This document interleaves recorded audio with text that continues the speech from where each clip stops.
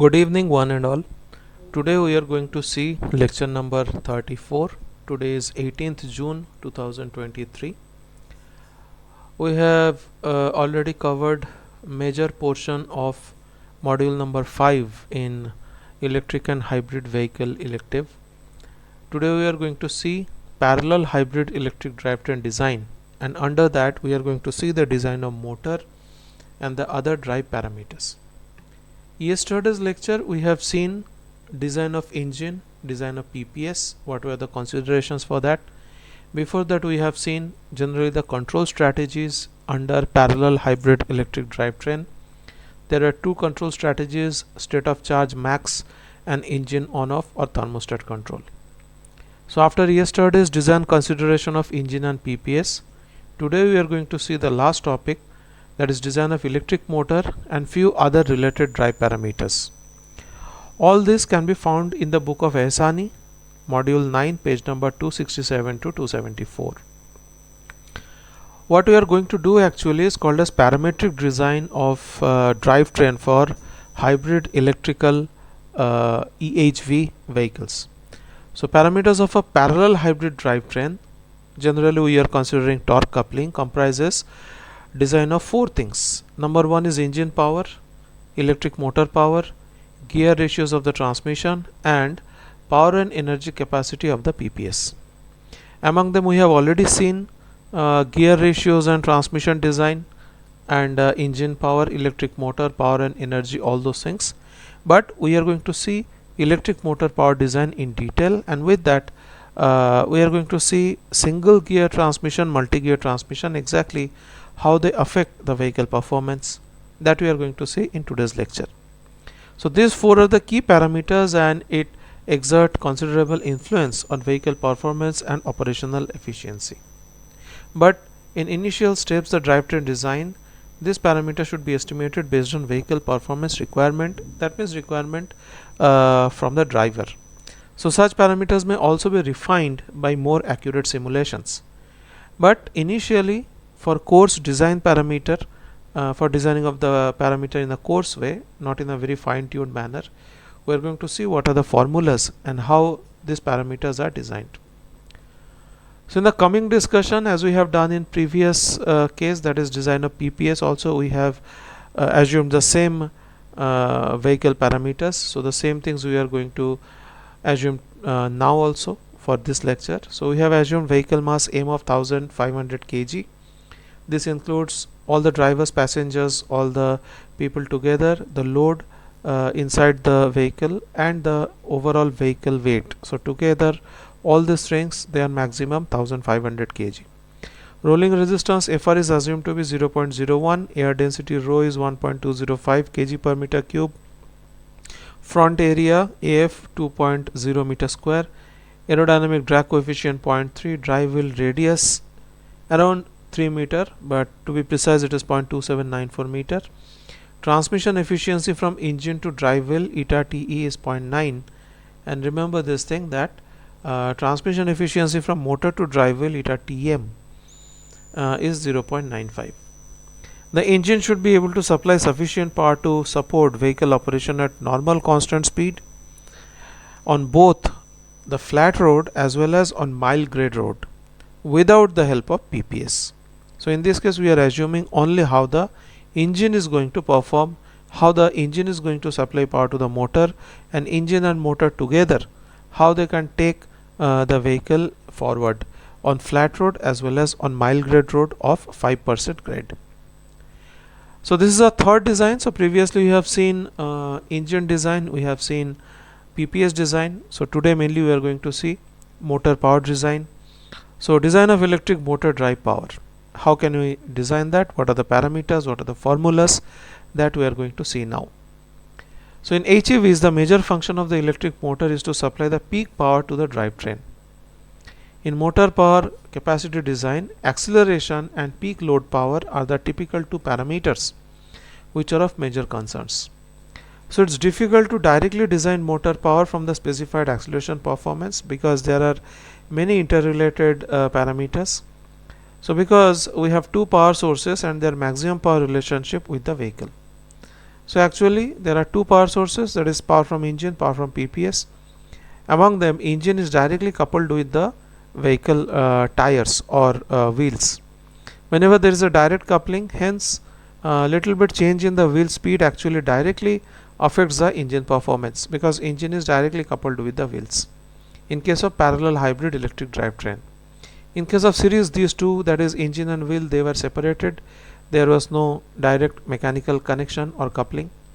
But under parallel hybrid electric drivetrain, what we are going to see now, or what we are seeing now, they are actually it's a very difficult to directly design the motor power from the specified acceleration performance. So there are a lot of empirical formulas. We are going to see that, and with the help of that we can estimate how much is going to be the power output from the motor, which will be able to satisfy the driver with the power design. An effective approach is to initially make an estimate of the rotor power capacity or motor power capacity based on the specified acceleration performance, and then complete the final design by a iterative solution. So that's what I was telling initially, that is, we are going to design a coarse power, COARAC coarse, that means not very fine estimation, but a coarse estimation we are going to do first, and then through iterative simulations we are going to find out what is exactly the level of electric motor drive power for satisfying any condition without the PPS.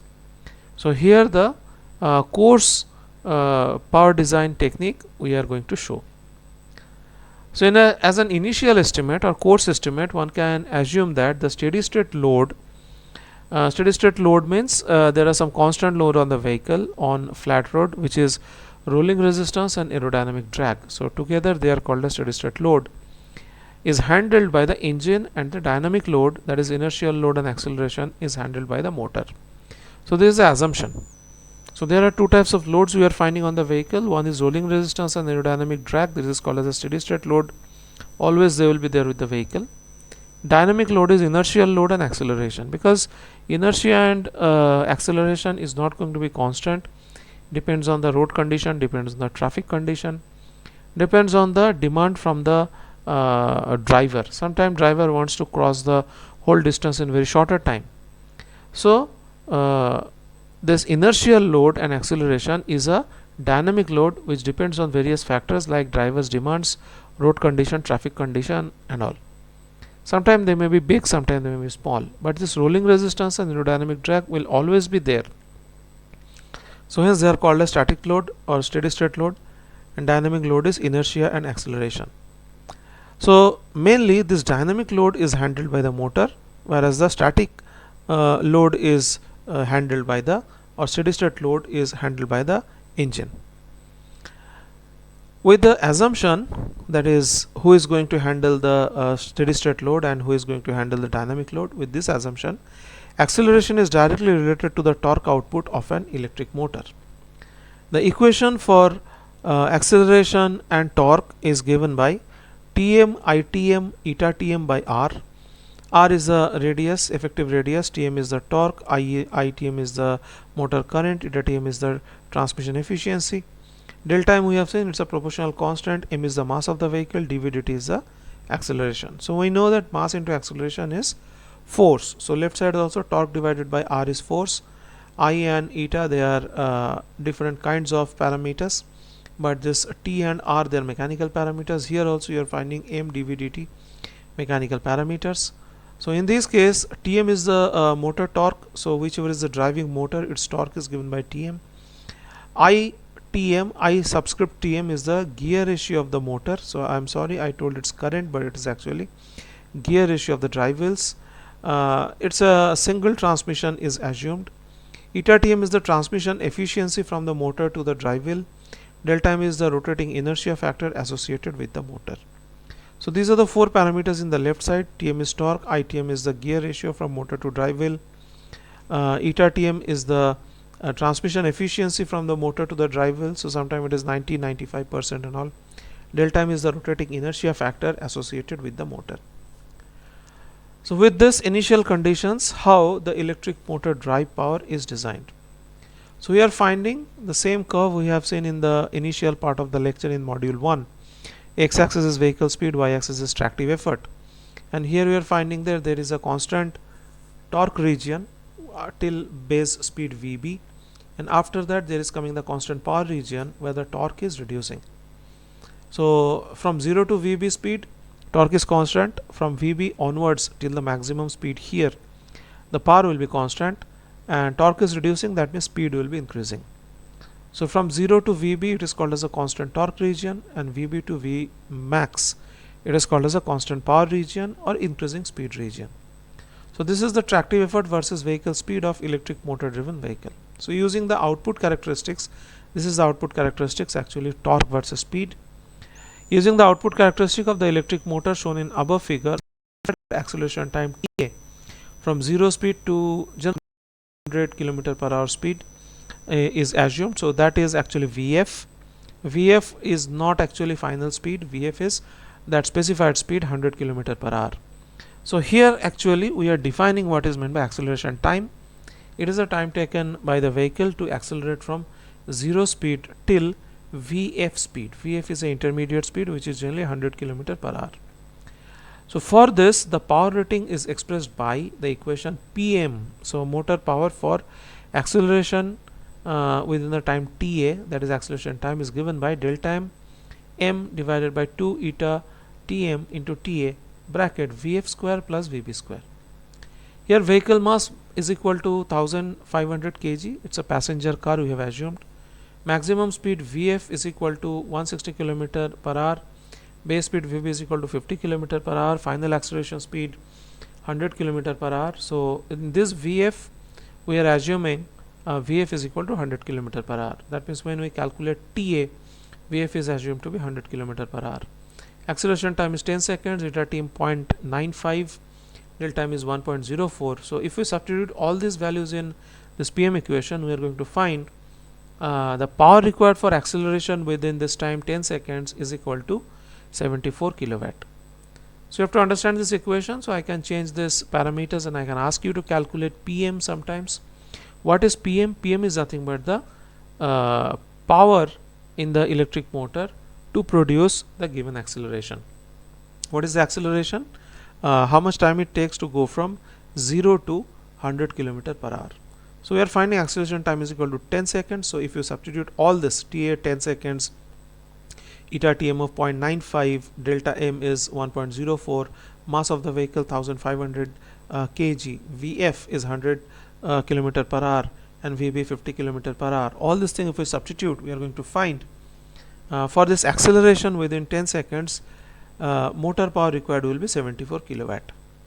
Now this motor power obtained above is overestimated. Actually power required from the motor is little less. That we are going to find out after some empirical formula. We will find that for this acceleration, engine actually is giving some power. That's why it is called as the motor power obtained above is overestimated. That means actually we don't require the 74 kilowatt all power from the motor.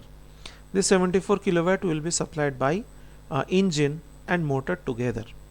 So how much is the power from the motor, that or how much is the contribution of the motor power, that we are going to find out. So how to find out the engine power? It can be found out from this graph. This graph was actually explained yesterday in detail under two conditions. One was normal resistance on a flat road, and second was resistance on a 5% grade road.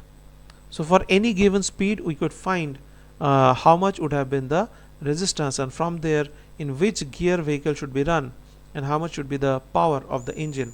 All those things we had calculated yesterday. Hence they are saying that motor power obtained above is overestimated. That means this formula PM, this formula is leaving some cushion. That means it is not it is actually ensuring not is not there, it is actually ensuring that whatever happens, whatever is the driving characteristic given here, vehicle will be able to supply power for that. That means within 10 seconds the vehicle will be able to accelerate from 0 to 100 km per hour. Okay, if the vehicle mass is 1500 and all, and then it continues that way, it will be reaching 160 km per hour, which is the actual final speed of the vehicle. So what is meant by this motor power obtained above is overestimated. We are going to see, we will see that engine will be giving some power and remaining power has to be supplied by the motor. So that power we are going to calculate, and there are actually two transmission system. One is called as a single gear transmission system, one is called as a multi-gear transmission system. So what will be the characteristic of motor power in single gear transmission and in multi-gear transmission, and in which case single gear or multi-gear transmission power requirement from the motor will be more, and in which case power requirement from the motor will be less. That also we are going to find out. So whatever we have done till this fifth slide, actually we have laid the basic requirement. That means the basic requirement is with this TA requirement of 10 seconds. That means speed has to be increased from 0 to 100 km per hour within 10 seconds with this efficiency delta M, VF, VB, all those things. The total maximum, possibly maximum required power from the electric motor is 74 kilowatt. But actually how much power the motor has to give, that we are going to calculate in the next slides, and that is actually the real agenda of this lecture. So first we are telling that how much power engine is going to produce can be found out from this graph. This is another graph. This is very important from exam point of view also. You can, now this is a new kind of graph. What you are finding is vehicle speed, engine power, resistance power versus acceleration time feature.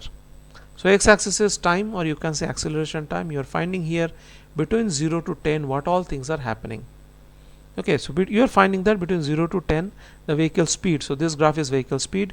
It is going from 0 to 100. So that's what I was telling you repeatedly, that in this equation whenever you are substituting VF, do not substitute VF as 160. 160 VF is correct because that is the maximum vehicle speed. But whenever you are trying to calculate TA, in that case VF has to be substituted as 100 km per hour. And then whenever you are calculating PM, then whatever is the final speed, but it should be kept as 100 km per hour only. Here also you are finding while calculating TA, so from 0 speed to 100 speed. So here this is the vehicle speed graph. This is the overall graph. X-axis is acceleration time, Y-axis is these two are actually the engine power, they are in kilowatt. Okay, so here two graphs are shown. That's what it said: vehicle speed versus acceleration time, engine power versus acceleration time, resistance power versus acceleration time. So where is vehicle speed versus acceleration time graph? It is this dark line, and you are finding speed is shown from 0 to 100 km per hour and time taken is 10 seconds. Okay, so this is the first graph, vehicle speed versus acceleration time. Second graph, engine power versus acceleration time. So you are finding this is an engine which is a multi-gear transmission system. You can find there is 1 gear, 2 gear, 3 gear, and how much is the power required in kilowatt. Actually kilowatt is actually the power, very high power it is, so it is given here. Okay, where is resistance power? Resistance power is this lowest line. Okay, so whenever I'm asking this question in the exam, you have to draw it properly. Drawing is not very difficult, only you have to be careful about the scale. How much is the maximum value of vehicle speed for TA calculation, that is acceleration time calculation, all those things you have to understand. So this lower part, this is the resistance you are finding. It is written here, resistance power in kilowatt. And how much is the maximum resistance power after the 10 seconds? You can find it's around 10 to 12 kilowatt. So you have to project this point on this line, y-axis line, and whatever is the power. So around 10 to 12 kilowatt is the maximum resistance power. What all resistances are there? You are finding there is rolling resistance, aerodynamic drag, and other transmission related power losses, because we are finding every stage is having 90-95% efficiency. That means everywhere there is some 5%, 10% of power loss. So all those things taken together, you are finding after 10 seconds when you are calculating the acceleration, there you will be finding this much is the loss. And you are finding there are two bands here. The top one is engine power for acceleration with a multi-gear transmission. We are finding multi-gear transmission is generating more power, and below one is engine power for acceleration with a single gear transmission. So both are in kilowatt. So either it can be single gear transmission and resistance power, or it can be multi-gear transmission with resistance power. So here actually two different gear system and their resistance power and all those things are shown together, as well as vehicle speed versus acceleration time graph is also shown here. So this graph you have to explain in detail. So in the figure it is said that vehicle speed, engine power at full throttle, vehicle speed and engine power at full throttle. Engine power full throttle means maximum possible fuel is injected in the engine, then whatever is the RPM or power the engine is producing, that is called as a full throttle power. And resistance power with single gear and multi-gear transmission are all plotted along with acceleration time. So x-axis is acceleration time. So there are 4 graphs actually. One is the resistance power graph, second one is the engine power for acceleration with a single gear transmission with respect to acceleration time. Third one is with respect to acceleration time, we have plotted engine power for acceleration with a multi-gear transmission. And fourth one is with respect to time, how the vehicle speed is changing. And as the vehicle speed is changing between 0 to 10, we are calling 0 to 100 km per hour, we are calling this time as acceleration time, which is 10 seconds. The average remaining power of the engine used to accelerate the vehicle can be expressed as. Now I am coming to the most important and main formula of this lecture. So first we have found out how much is the engine power which is driving the engine, which is starting the engine, which is already there in the system, because this is a hybrid system. So whatever power is required by the load, that has to be produced by the engine and the motor together. So whenever I am saying this is the engine power and all, this much is the engine power which is already in the system, how to find out remaining power of the engine? So how much power will be remaining in the engine, and from the total power we have to subtract this engine power, and after the subtraction whatever is remaining, that much has to be produced by the motor. So how much is the engine power remaining in the system? That we are finding out by this formula PEA. PEA means P engine for acceleration is equal to 1 upon TA minus TI. TA is the time of acceleration, TI is when the engine was started initially. Engine is not starting at 0, engine is starting after a certain time. So this is the, you can say this is the dead time towards the end. For multi-gear system the dead time is less, for single gear system the dead time is more. So engine has to cover the initial inertia, it has to overcome the initial inertia, and then only it will start building the power in itself. So that time is given by initial time 0 to Ti. Hence we are calculating the engine power, remaining engine power from Ti to Ta. So that's why the integration is from Ti to Ta. So 1 upon Ta minus Ti, that we are doing integration of Ti up to Ta, Pe minus Pr. So what is Pe and Pr? P is nothing but engine power and Pr is the remaining power. We are going to see the same graph in the next slide and with more explanation, but this equation you have to remember: average remaining power of the engine, how much power is remaining in the engine used to accelerate the vehicle, can be expressed as this formula. So it's a time integration formula. So whenever you are integrating the power over time, actually you are finding energy, again you are dividing it by time, that means you are getting power. Now here is the explanation. The topic name is the same, that is vehicle speed, engine power, resistance power versus acceleration time. This is a very important slide. We are finding PE and PR are the engine power and resistance power. So PE is the engine power and PR is the resistance power. So PE minus PR is the net power which is remaining in the engine after deduction of the losses. The engine power transmitted to the drive wheels is associated with the gear number and gear ratios of the transmission. So P minus PR is the power which is actually transmitted, or which is actually staying in the system, getting transmitted to the wheel, and that is actually associated with the gear number and gear ratios of the transmission. Hence eta T, eta M, all those things are very important. Multi-gear transmission effectively increases the remaining power of the drive wheels.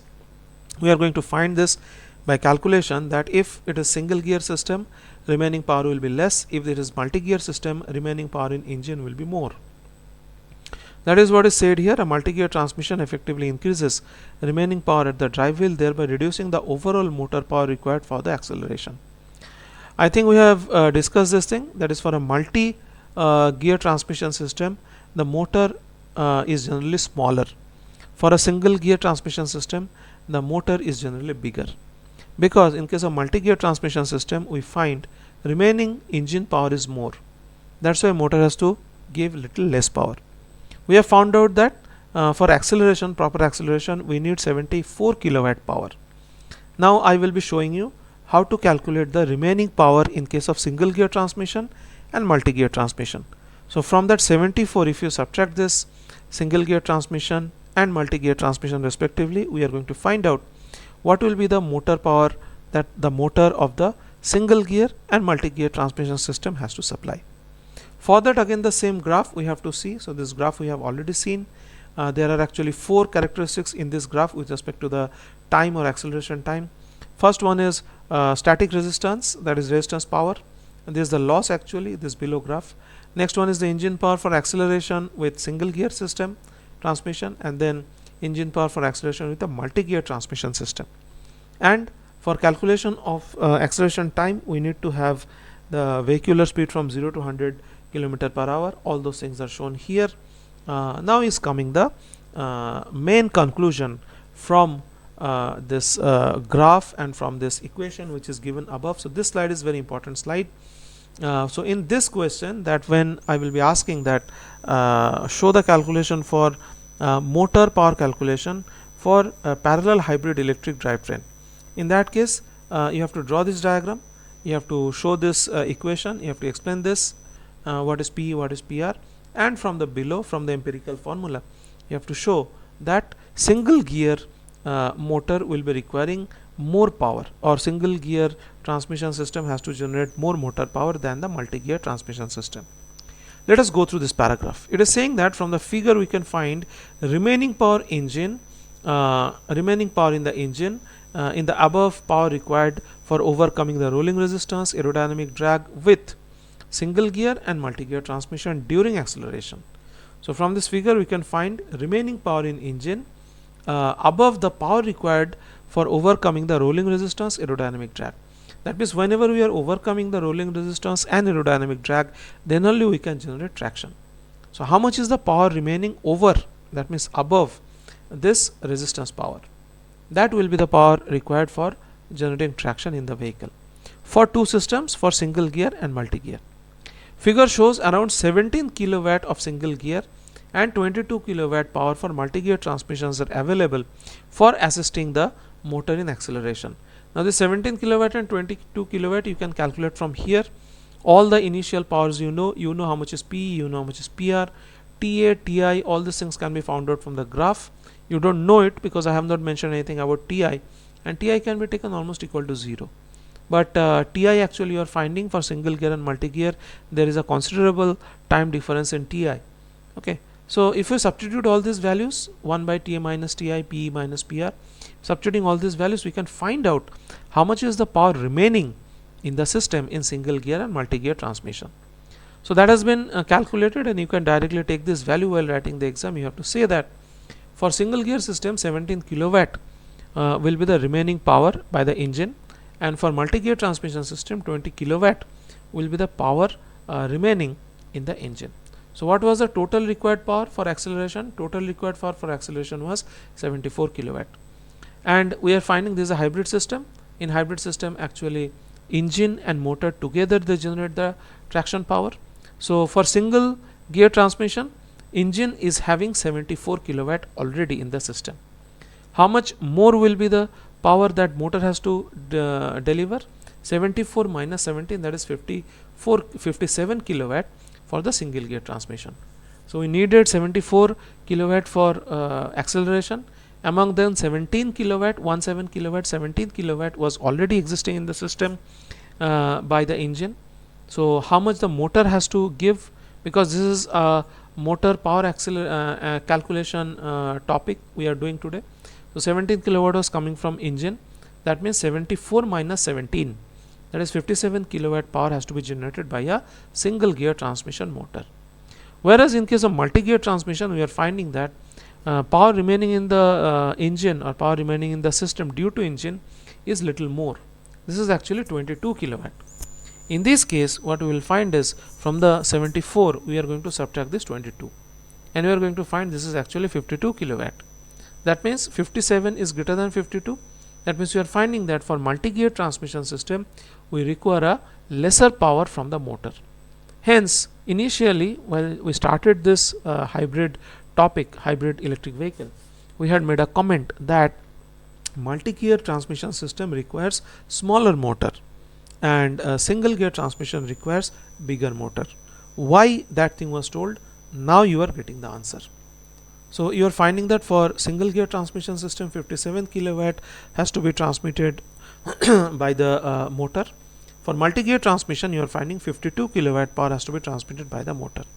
Hence we can find this conclusion that for parallel hybrid electric drivetrain, as more power is remaining in the system by means of engine, we are not talking about PPS here. PPS is not at all there. All the powers are coming from the engine.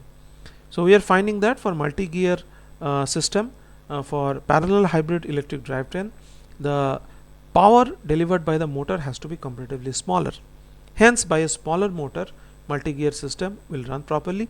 But if you want a single gear system, in that case you have to increase the motor power requirement. So this is the conclusion from all the 7 slides taught together.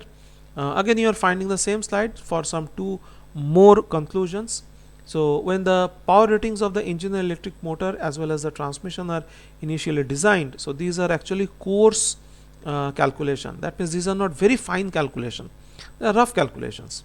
So when the power ratings of the engine, electric motor as well as the transmission are initially designed, more accurate calculation needs to be performed to evaluate vehicle performance, maximum speed, gradability and acceleration.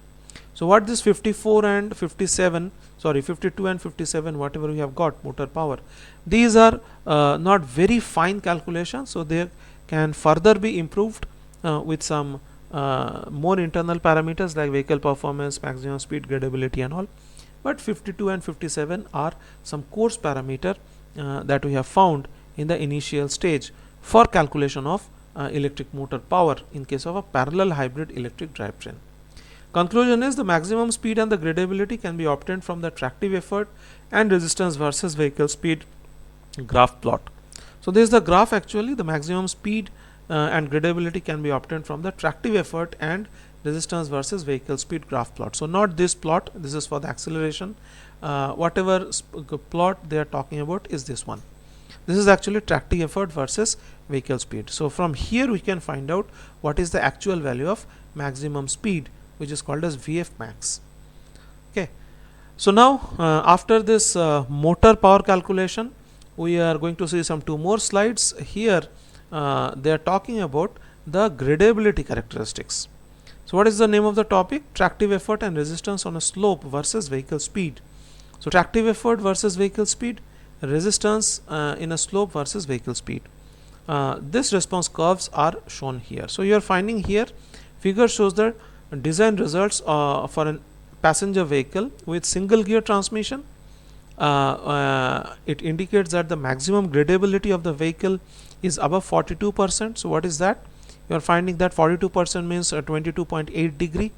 Okay, so here tan 25. So if you are talking about this part, alpha is equal to 25 degree. Alpha is equal to 25 degree means this is the slope of the road. So tan 25 is 0.466, that is 46.6%. So that is this line. That is this line. Okay. Whenever you are talking about engine and motor acting together, this is the torque which is generated by the engine and motor working together. So how much is this A point? That means you can just draw a parallel line like this. Okay. So if this alpha is equal to 25, this line, if you draw a parallel line here, this parallel line will be around 22.8 degree. So if you are finding tan 22.8 degree, that means it will be 0.42. That means 42 degree. That means this A point is on line of 42 degree. That we have to assume. Okay, so this line, if we draw here, like from this 6, little below from 6, this line if you are drawing, which is actually the maximum torque line at the starting for engine and motor working together, this will be actually angle alpha is equal to 22.8 degree. Tan of 22.8 is equal to 0.42. That's why we are calling it to be 42% gradability. Vehicle speed of about 40 km per hour at point A. That means in that case, engine and motor together when they are working, they are having a base speed of 40 km per hour. This is what is found from here. Samely you can find here if you are talking about this gradability, that means this gradability if you are talking about alpha is equal to 20 degrees, so tan 20 is equal to 0.364, that means 20 degree is equal to 36.4%. So whatever is degree given, you just take the tan of that, multiply by 100, you are going to get how much is the percentage grading. You are finding here bottom, so this is tan 0 means 0, so this is actually 0% grading. Whenever the vehicle is 0% grading, it will be showing you maximum speed. So this maximum speed can go to 160 or 180 sometimes. So for single gear engine alone, you are finding this is the curve. For single gear engine alone, this is the curve. that means in this case tractive effort produced by the engine is very less. What is the grade here? Point D, it is 2.65%. How did you find 2.65? That means this is zero grade. Okay, this is zero grade curve. This actually gives you that static resistance. Static resistance means rolling resistance and aerodynamic resistance. This much is the maximum static resistance. So this line is actually the static resistance graph. And this point, this is the engine. This is the gradability for the engine, minimum gradability. This is the gradability for motor alone, and this is the gradability for the motor and engine together. So let us explain this part. What is this graph about? So at vehicle speed of 100 km per hour, gradability of the vehicle. So this is the speed 100 km per hour. What is the significance of that? 100 km per hour is taken for acceleration time. So how much time the vehicle takes to go from 0 to 100 km per hour, that is nothing but called as a acceleration time. So there are three kinds of drives here. First drive is engine alone, then there is motor alone, and then there is engine plus motor. So you are finding this graph which is having least tractive effort. This is actually engine alone graph, and you are finding this graph which is starting little below 5 and shown like this. This graph is actually motor alone graph. And if you are adding these two, that is engine and motor together, again you are finding that engine is not starting from zero speed, because there is a VEB. Okay, there is a VEB speed which is actually the speed at which the engine starts. So who starts the vehicle initially with parallel hybrid drivetrain? It is the motor. So you are finding that motor alone is starting from zero speed, but engine is starting from little bit higher speed. Okay, this is around 22 or 24 or around 25-26 km per hour. So we have to take initially, we have to start the vehicle with parallel hybrid electric drivetrain with motor, and then when the motor takes the speed to around 22-24, at that time actually the engine starts. Okay, so all these things you can observe in every case. So this is the engine alone, this graph is the motor alone, and if you are adding these two, what you are going to get is engine plus motor graph together. And you are obviously finding that engine plus motor graph is able to chase the highest grade, which is 42% grade. It can ride. That means if there is a hill or if there is a road with around 22 degree upward slope, this engine plus motor together, they will be able to ride that. But whenever it is engine, whenever it is motor alone, it cannot ride that 22%. In that case, it will be able to ride around 18% or 18 degree. You are finding. Whenever it is engine alone, it cannot ride any grade, so it can ride maximum 2.65 degree. Okay, at 100 km per hour speed, like that. So this is the performance characteristic given at a vehicle speed of 100 km per hour gradability. So you are finding gradability at 100 km per hour. That means this vehicle speed 100 km per hour you take at the top. Wherever it is cutting the engine, that means that grade the engine will be able to go up with 100 km per hour speed.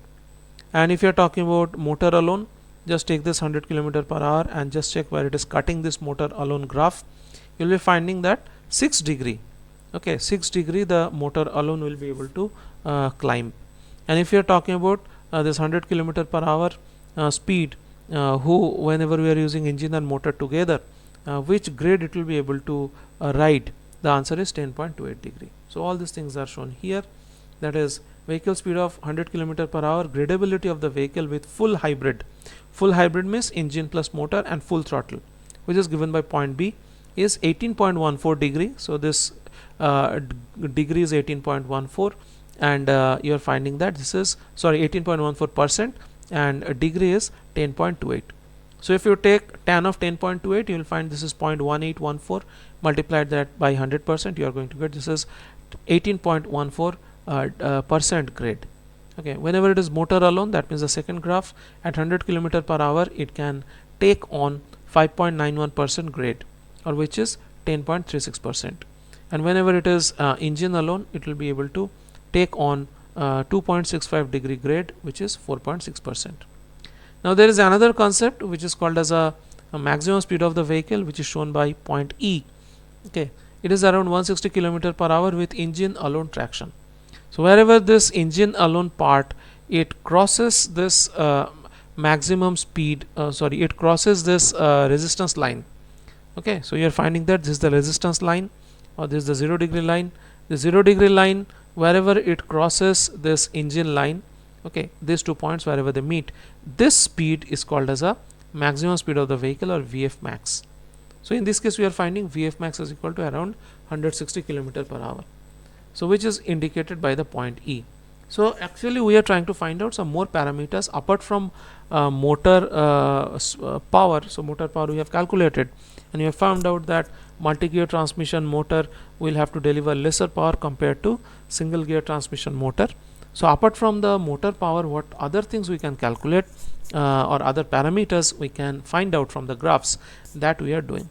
So from here we have found out engine alone, motor alone, and hybrid, what the maximum grade they can cover at accelerating point, maximum accelerating point, and what can be the maximum speed of the vehicle. That also we have found out. We have found out it is 160 km per hour.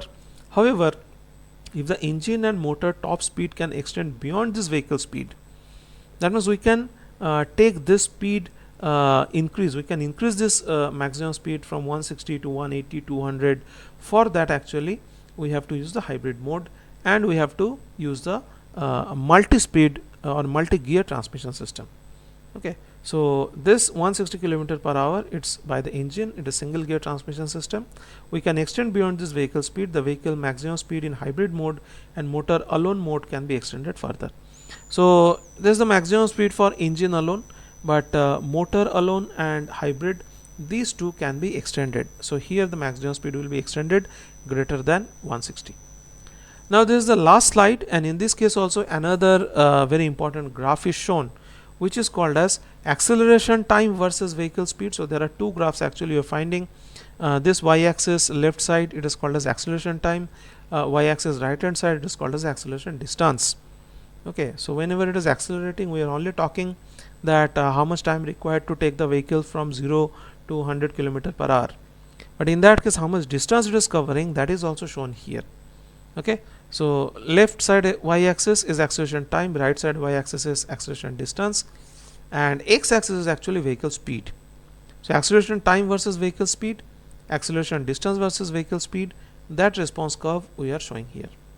So for the same vehicle, whatever we have defined, that 1500 kg weight and all, figure shows the acceleration performance for a passenger car with transmission with single gear. So here we are assuming single gear system. That means in this case the power of motor is a little more.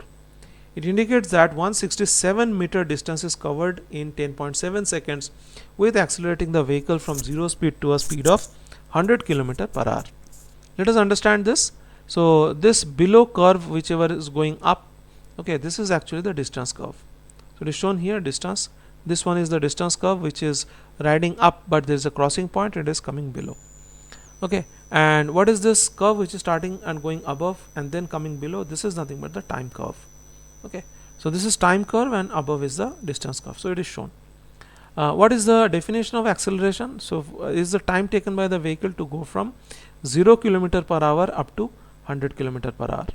So that means this point. Okay, so this is the time graph we have seen. This is the time graph. In this time graph, whatever is this time, because 100 is coinciding with this point, this time we are finding as 10.7 seconds. So we have projected this point here, and we are finding it is a little above 10.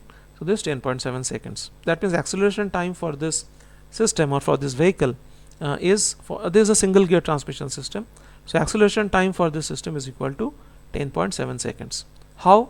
Because we are finding this is the top one. This is the time graph. Okay, and this time graph, and below is the distance graph. So distance graph, wherever it is going, wherever actually it is cutting this 100 km per hour, wherever this is cutting this time graph, it is actually the acceleration time, and that is 10.7 seconds. I think it is clear. Now in 10.7 seconds, how much is the distance covered by the vehicle?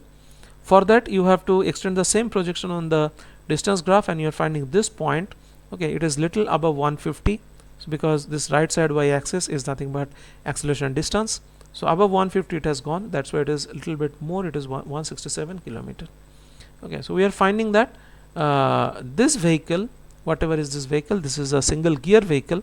It crosses 100 km per hour speed in 10.7 seconds, and within that 10.7 seconds it actually goes, or it covers 160 7-meter distance. Very important thing, it is shown here. Hence we can figure out the acceleration time versus vehicle speed, acceleration distance versus vehicle speed response from this graph. So all these graphs actually are produced by the during the testing period of the vehicle, and if demanded by the customer, all these graphs will be shown to the customer by the manufacturer. So figure shows the acceleration performance for a passenger car with transmission with single gear. It indicates that 167-meter distance is covered in 10.7 seconds with accelerating the vehicle from 0 speed to a speed of 100 km per hour. So what is the conclusion? The conclusion is the calculation results for vehicle performance shown in this figure and the figure shown in the previous slide together indicate that the design of engine and the motor power capacities are appropriate. That means we have actually calculated acceleration time, we have calculated the grade means percentage of gradability that the vehicle can cover, and we are just validating that by means of this graph here. That means 10.7 seconds, how much is the distance covered, and what is the acceleration speed, also what is the vehicle speed after 10.7 seconds. So all these things are actually matching. That means whatever model equation we had taken previously and whatever power ratings and everything, so this is the model equation, and whatever power ratings we have calculated, that is for single gear system the motor has to deliver 57 kilowatt, multi-gear system it has to deliver 52 kilowatts, and whatever maximum speed we are finding that is from the gradability curve, and whatever maximum speed we are finding here for the extended motor or engine and plus motor thing, whatever engine alone speed is there 160. So all this whatever have been calculated, they are falling into place, and then finally we are validating it by means of the distance, time and acceleration graph. So that's why it is saying that the calculation results for vehicle performance shown in this figure and the figure shown in the previous slides and all together indicate that the design of the engine and motor power capacities are appropriate. So main conclusion we have found from this 10 slides, that is for single gear transmission motor power requirement has to be more, for multi-gear transmission motor power will be less. For designing of motor power we are not assuming PPS, we are taking only the power from engine, and with this calculations, with this understandings, this topic ends actually. This was the last topic of module 5, and this was the last lecture for this course, EHV course. So with this 34 lectures we are actually concluding the syllabus. So for any doubts if you have, you can just give me a call or you can message me. We will have a doubt clearing session. That's all from me. Thank you. Good night.